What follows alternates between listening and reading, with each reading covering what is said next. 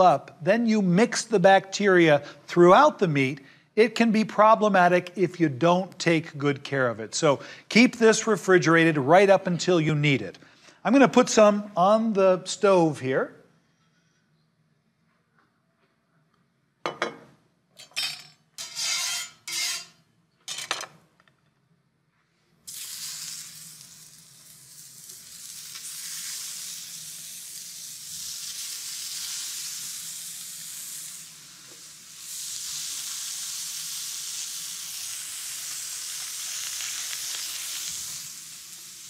And we'll get those cooking.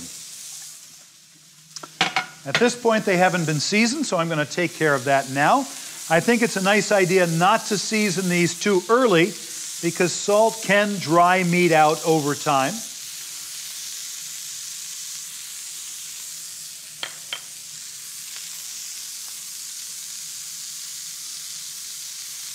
And then, of course, the rookie mistake when you're making hamburgers, if you're the guy in charge with the apron that says "Kiss the Cook," is you take your spatula and you just wail on this. You press on it really hard.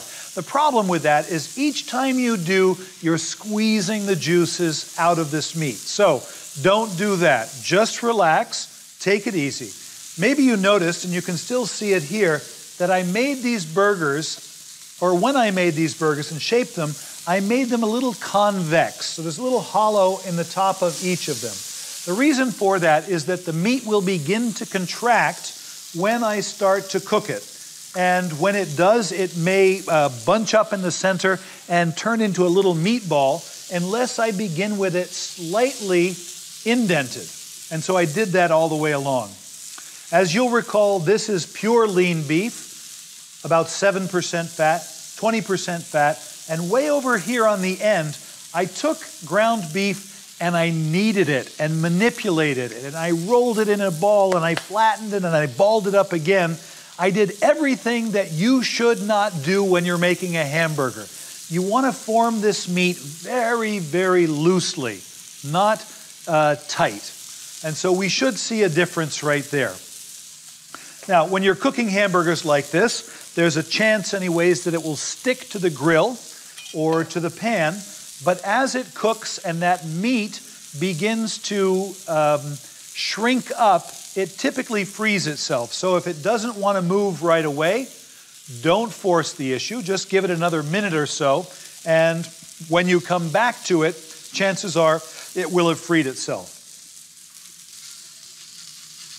As you can see, even this lean burger has already released itself from the grill,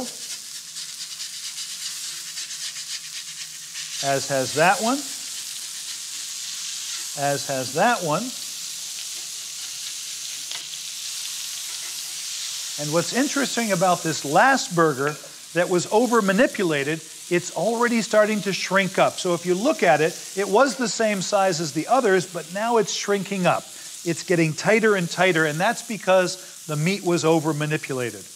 You can monitor the progress of this meat by looking at the side and see how far the heat has changed the color of the meat, or you can press on it. Obviously, on this side, we can see that it's raw. I'm going to take this and flip it over. We'll do the same there. The same there. And the same there. I'm going to turn the heat up just a little bit. And while these finish cooking, I want to talk about some condiments. One of the best things about hamburgers is that you have a lot of condiments readily available to you. You can choose from a million different kinds of cheese and bacon and sautéed mushrooms. And some people like to put a fried egg on top. Some people like tomatoes, others not, lettuce. So condiments I'm going to leave up to you. My particular favorite is blue cheese and bacon. Recognize that the bread of a hamburger is basically 2/3 of the equation, huh? So if you can spend a little bit of extra money and get a really nice hamburger bun, I think that's money well spent. The condiments that I have here look pretty familiar. I'm looking at mustard, mayonnaise, and ketchup, but you may have some that you like. Things like barbecue sauce or chutney can make their way onto a hamburger. Back over here. This is much smaller and higher now. Our burger has shrunk up. These three that I didn't manipulate too terribly much have held their shape pretty nicely, and I think that's what you want.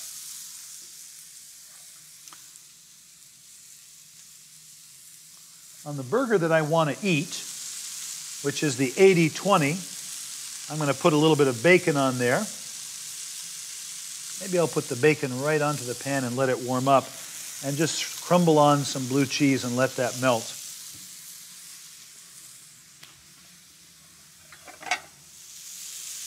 So I can press this and decide if it's done. I want to cook this probably medium rare to medium. Some of this meat I ground myself, so I know that it's in good shape. At this point, I haven't seasoned the second side, so I'm going to take care of that right now.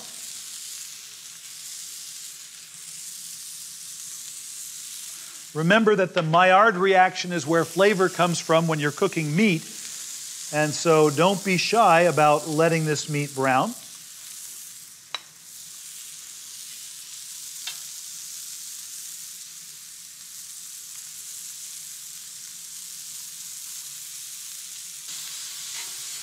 All right, now that this bacon is hot, I'm going to put that on the top. And I'm going to turn this pan off. There's plenty of heat in this cast iron to carry these burgers all the way home.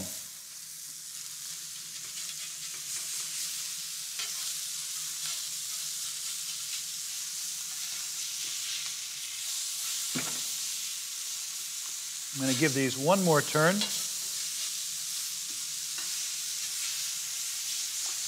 If you look at this burger over on the end, you can see that it's turning into a little meatball. It has been over-manipulated, and it shrinks up nice and tight. I don't think that's what you want. I want a burger that will fill out the entire size of the bun. All right. Let me build this really quickly.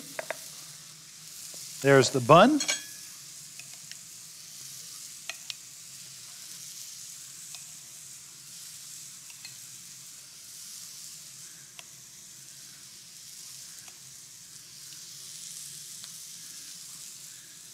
Condiments top and bottom.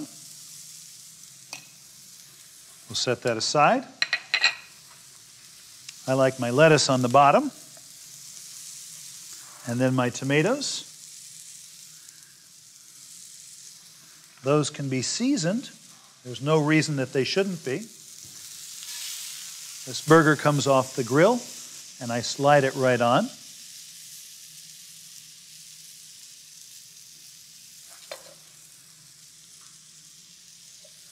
And then I top it, and I'm going to move this right over here. I've got some French fries. What would a hamburger be without French fries?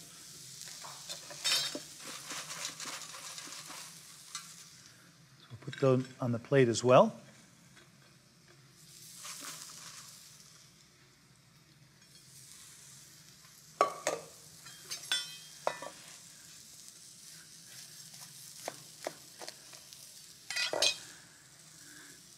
Move that right down here.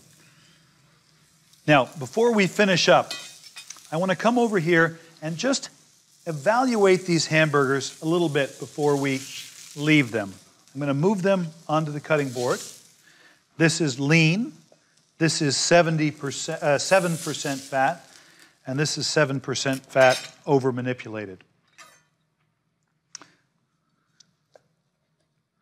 So you can see that when this begins to shrink up, it takes a long time for the heat to get inside. It's almost as if it's protecting itself from the heat. So this is still almost raw on the inside. This burger cooked a lot more evenly. This one has about 7% fat. And I'm just going to taste it quickly.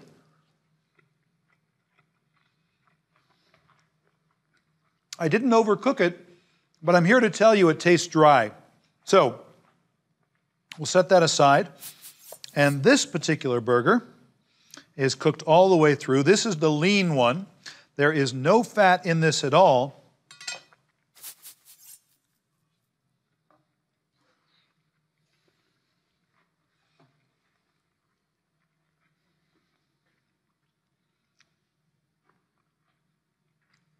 It's going to take me a second to recover from that. It's like the Sahara Desert in my mouth. Not just that it tastes dry in my mouth, but the flavor is very different. It tastes actually a little bit livery and not very pleasant. So, just a quick recap here. Don't over-manipulate the meat. Get good quality meat. If you can get it freshly ground, 2 enthusiastic thumbs up. About 20% fat is where you want to be. Too much and it'll all bleed out. Too little and the meat will taste dry. And even if you're concerned about your health, I would never, ever, ever ask for 100% lean ground beef because I can guarantee you, you'll be unhappy. Follow those rules and there's a good burger waiting for you at the end.